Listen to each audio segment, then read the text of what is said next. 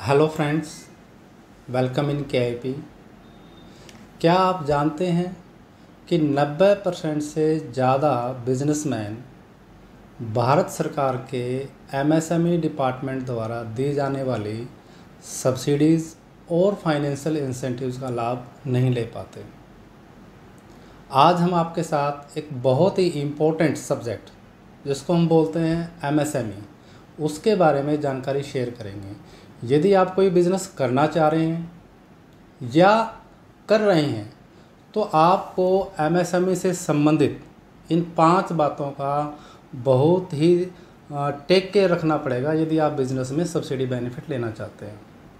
तो उसमें जो सबसे पहला पॉइंट है वो है MSME। ये MSME होता क्या है? यदि आप कोई बिज़नेस कर रहे हैं तो आपको सबसे पहले ये इंश्योर करना चाहिए कि आपका बिज़नेस MSME डिपार्टमेंट में रजिस्ट्रेशन उसका होना चाहिए। इसको हम आम बोलचाल की भाषा में उद्यम रजिस्ट्रेशन भी बोलते हैं। तो ये ऑनलाइन हो जाता है, बड़े आसानी से हो जाता है। इसको जब हम रजिस्ट्रेशन करवाते हैं तो उसमें एक इम्पोर्टेंट पॉइंट है, वो हमें टेक केयर रखना होता है कि उसमें जो आपके बिज़नेस की डेट ऑफ कमेंसमेंट, ये आपने बड़े अच्छे ध्यान में रखते हुए ही डालनी होती है, क्योंकि जितने सब्सिडी लाभ होते हैं वो डेट ऑफ कमेंसमेंट के साथ कनेक्ट होते हैं। दूसरा इम्पोर्टेंट पॉइंट ये है कि आपको इसमें जो आपकी बिज़नेस एक्टिविटीज़ है उसको बड़े ध्यान से सेलेक्ट करना पड़ेगा, क्योंकि जितनी बिज़नेस एक्टिविटीज़ आप सेलेक्ट करते हैं और जब आप सब्सिडी का क्लेम करते हैं तो वो जो बिज़नेस एक्टिविटी आपने सेलेक्ट की हुई है उससे उसका मिलान किया जाता है।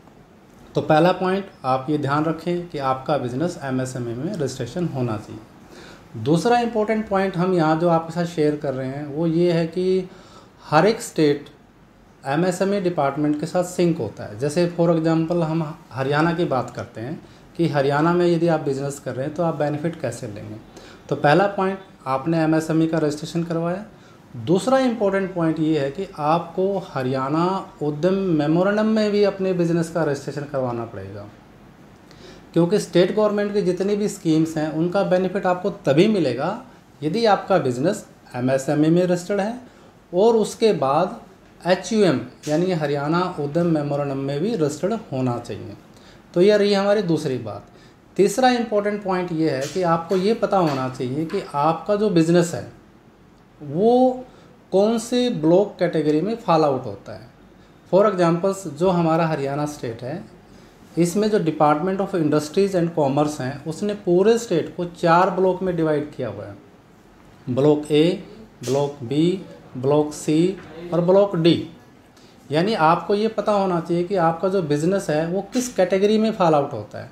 सपोज़ मान लो आपका डिस्ट्रिक्ट हिसार है, हिसार में आपका कोई बरवाला ब्लॉक है, तो आपको ये पता होना चाहिए कि मैं C कैटेगरी में फॉल आउट हो रहा हूँ या D कैटेगरी में फॉल आउट होता हूँ। यहाँ इम्पोर्टेंट पॉइंट ये है कि जितने भी जो सब्सिडी स्कीम्स हैं और जो बेनिफिट्स हैं वो कैटेगरी वाइज ही एलोकेट होते हैं। फॉर एग्जांपल्स, यदि आप अपने बिजनेस के लिए सपोज कोई लैंड बाइंग करते हैं तो उस पर आप स्टाम्प ड्यूटी पे करते हैं।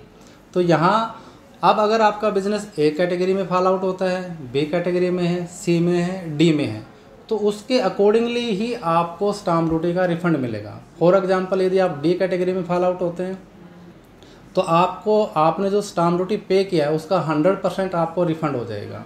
यदि आप C ब्लॉक में फॉल आउट हो रहे हैं तो वो हो सकता है 80% आपको रिफ़ंड हो।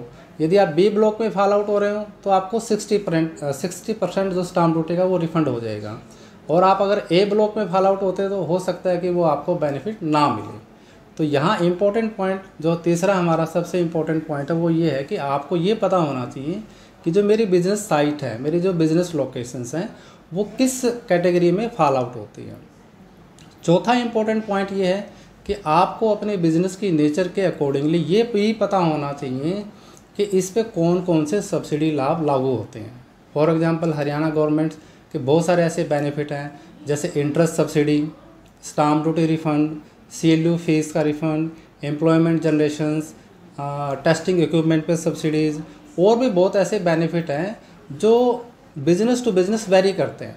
तो यहाँ आप इस चीज़ पे ज़रूर वर्कआउट कीजिए कि आपका बिज़नेस के ऊपर कौन कौन सी सब्सिडी स्कीम्स लागू होती हैं या एलिजिबल्स होती हैं। अगला और जो पांचवा इम्पोर्टेंट पॉइंट वो ये है कि टाइम लिमिट्स। अब आपको ये पता होगा कि आपका बिजनेस एमएसएमई में रजिस्टर्ड है, आपने एचयू में भी रजिस्ट्रेशन करा लिया, आपको ये भी पता चल गया कि मैं इस ब्लॉक और कैटेगरी में फॉल आउट होता हूँ, और आपको ये भी पता चल गया कि मेरे बिजनेस पे ये सब्सिडी लाभ हैं। लेकिन अगर आपको टाइम लिमिट्स का ना पता हो, यानी विद इन जिस टाइम लिमिट्स में आपको एप्लीकेशन फाइल करनी है, अगर वो नहीं पता होगा तो आपका सब्सिडी लाभ मिस हो जाएगा। तो यहाँ टाइम लिमिट जो जनरली होती है वो मैं आपको बताना चाहूँगा कि जब भी हम बिज़नेस शुरू करते हैं तो within 3 months from the date of commencement आपको सब्सिडी जो अप्लीकेबल्स होती है उनके लिए एप्लीकेशन फाइल करना होता है। तो ये जो 5 फैक्टर हैं, आई होप आप इनको समझेंगे और टेक केयर करेंगे और अपने बिजनेस पे जो मिलने वाले सब्सिडी लाभ हैं उनका फ़ायदा उठाएंगे। और अधिक जानकारी के लिए आप हमारे कंपनीज के यूट्यूब चैनल को सब्सक्राइब करें ताकि आपको समय पे रेगुलर अपडेट्स मिलते रहें। धन्यवाद।